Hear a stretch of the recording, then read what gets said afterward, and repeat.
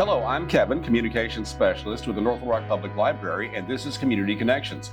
Today we've got something very special. Now, number one, we love our veterans, but sometimes the veterans that we have don't know the benefits they have, the things that are available to them. We have Al Harkins, who is here. He is the Veteran Service Officer for Pulaski County. First of all, Al, thank you for being here. Appreciate you being on board. Glad to be here. And first, I didn't even know that there was a Veteran Service Officer. So if you would, kind of explain what you do a little bit. Well, first of all, every county in the United States has a Veteran Service Officer. It's mandated by the U.S. Congress. Mm-hmm. And there's a law related to everything that Veteran Service Officers do. It's called USC 84, and everyone can read that law. It's very detailed. But as a Veteran Service Officer in the county, I handled anything that a veteran needs. These are people that are already out of the military, and sometimes they could have been out for 50, 60 years. I receive phone calls, and they tell me some problem they have or some need they have, and then it's up to me to see that they get that done. We want to help spread the word about that, too, because there are a lot of veterans, like you said, maybe 50, 60 years down the road, didn't know that they had these benefits that are available to them. So as the Veteran Service Officer, what are some of the things that you see that are out there? Well, one of the biggest things, and I want to point this out first, is that they don't need to try to get these benefits without using a Veteran Service Officer. Often they'll go to an attorney, and sometimes the attorney is not as involved, and so they're not as well informed as we are. So the Veteran Service Officer is the best expert they can find in getting their needs met. Sometimes they go to an attorney and then they're trapped into a contract. The VSO and the Veterans Administration charges them nothing for what we do. Most common thing that I run into on a daily basis is hearing loss. There's so many veterans that have hearing loss as a result of being around loud noises, particularly those that are in combat, being around high caliber, loud armory and so artillery and things of that nature. Yeah. So what I do is we file out a claim form and send it into the VA. VA has their hearing checked and will give them compensation if they have a loss of hearing as a result of those artillery. You know, I've seen this in action too, because I have a neighbor that lives next door to me, and he is a veteran from Vietnam, and he had health effects from some of the things that happened there. He had years of back pay, and he had all types of benefits he didn't realize that he had. And how he tracked them down, I'm not sure, but had I known about you, I'd have sent him to you. But you really do need to be, you're on the front line there. You need to be the first call that a veteran makes. That's right. And sometimes they do wait 20, 30, 40 years before they ever contact anyone. Yeah. And they're not allowed to go back and pick up pay for all those years. It starts from the day they file, which could be today. So that's why we make a real determined effort to find all the needs that they have and find those veterans. I'm curious why the word doesn't get around more about what you do and what other Veteran Service Officers do in the community. Well, a lot of them do. Usually it's word of mouth. We don't have any advertising dollars. We do hold a fair twice a year in the spring and in the fall, and send out notices to veterans, and the public put signs around telling them that we're at the fair to answer their questions. We pick up a lot of veterans by doing that. But generally it's word of mouth. We have about 40,000 veterans right here in this county. We have over 200,000 in the state of Arkansas. Most of them are fairly informed now, but very often they won't do anything about what their need is. They just ignore it. Is that where a family member needs to step in and give you a call? Generally it's the wife. Yeah. She says, you can't hear.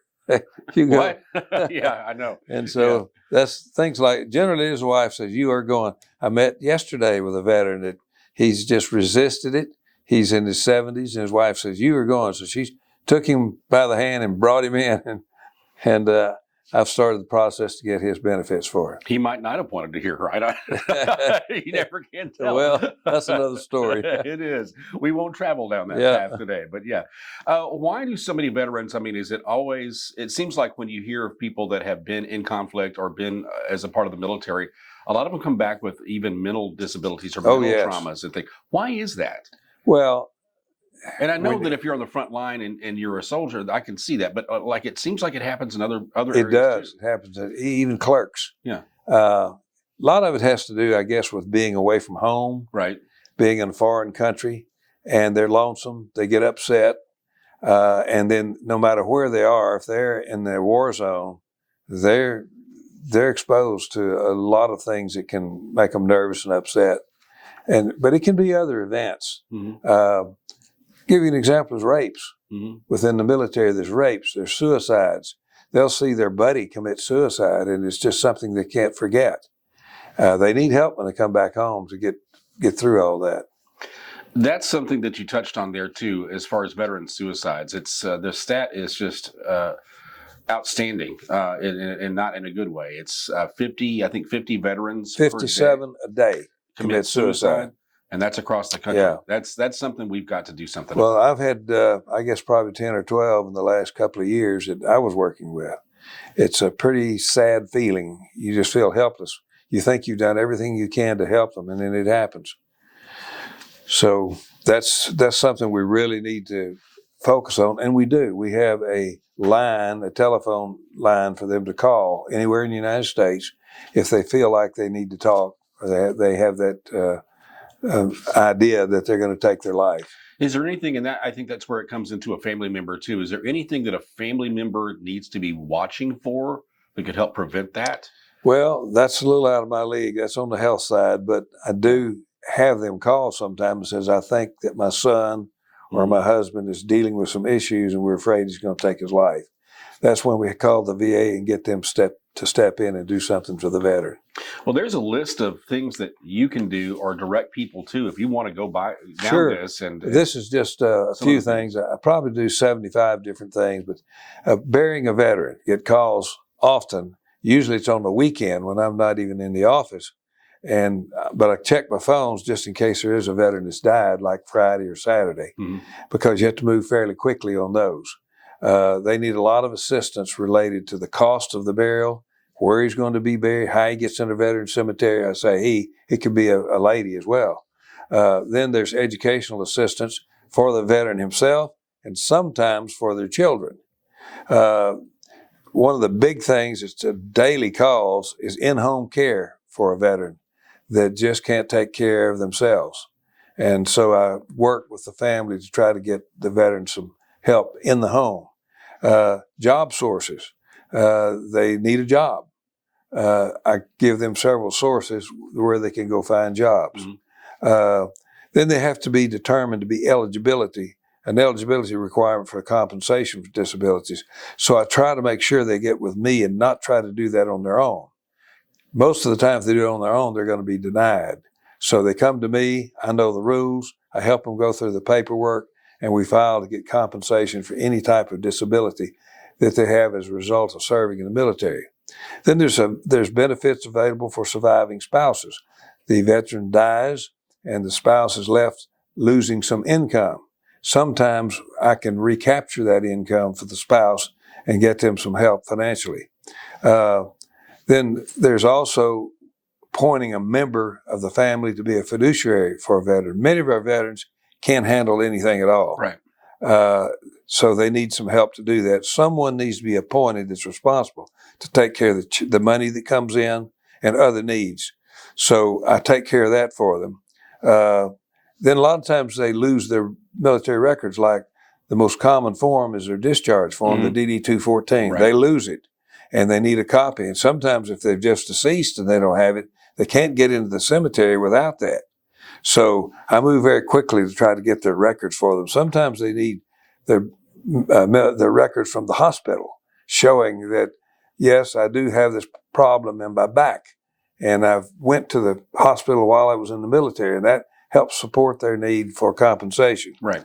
Then nursing home assistance is one of the things. It's a big deal because it's so expensive to go into nursing homes.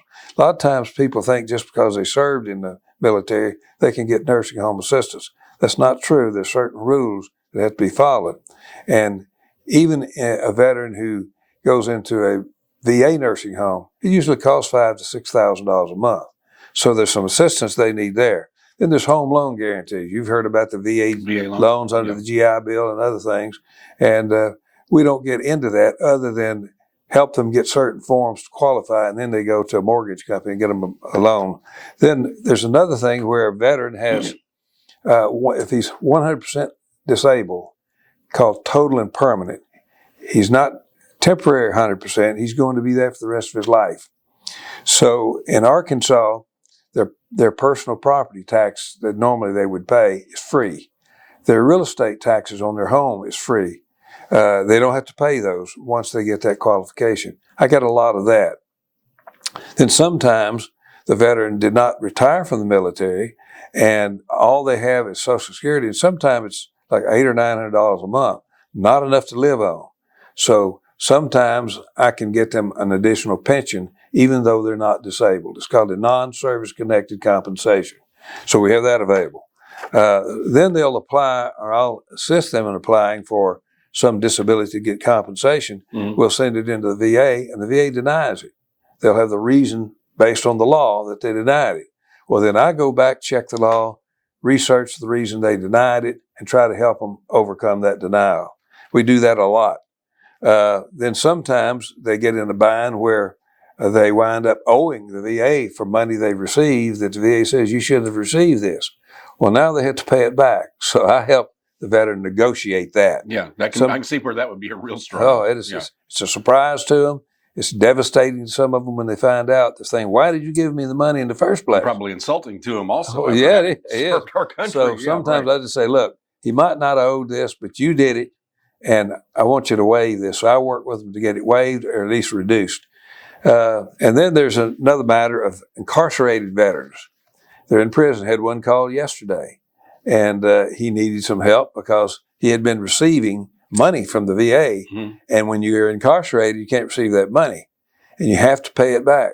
So dealing with him on that, and then sometimes they get out and they got a bad discharge and bad conduct or a general discharge, and it affects their ability to get a job and do other things. So I assist them in trying to get upgraded from a bad discharge to honorable if they're worthy of it. But generally we tell them this is that you've got to really have a good, clean record. It's nice if you're a Boy Scout leader, a deacon in your church for the last 20 years after that happened, something to show that you're a changed person. Right. And so we work on that. Sounds good. It's Al Harkin. He's the Veteran Service Officer for Pulaski County, and you can use this in any county too, just basically to track you down. Somebody just needs to Google. That's it. They Google Pulaski County Veteran Service Officer. Right. My name will pop up. And is there a phone number that somebody should call to get in touch with you? Yes. Area code 501-650-0311. All right. And we'll pop that up on the screen too, because Cameron, our producer, is very good at doing that. So Yeah, we'll okay. make sure that's taken care of. Al, thank you so much for being here. I mean, I think that trying to help our men and women that have served our country have a better life after the military is just one step at a time. I think that, what you're doing is wonderful. I'm glad that you're able to share the word on it. There just is not enough good things to say about the people that have served our country. And let's do everything we can to get them the help that they need. And if you're a family member or you're a veteran, give Al a call. He'll take care of you. All right. Well, I appreciate the opportunity you've given me to come here to spread this information out, because that will certainly help. It's a privilege. It truly is. Thank you. Thank you for watching Community Connections. You can check us out on our YouTube channel. You'll find us on Facebook, Instagram, Twitter, any other form of social media there ever will be. I assure you will be there. And thank you for watching today.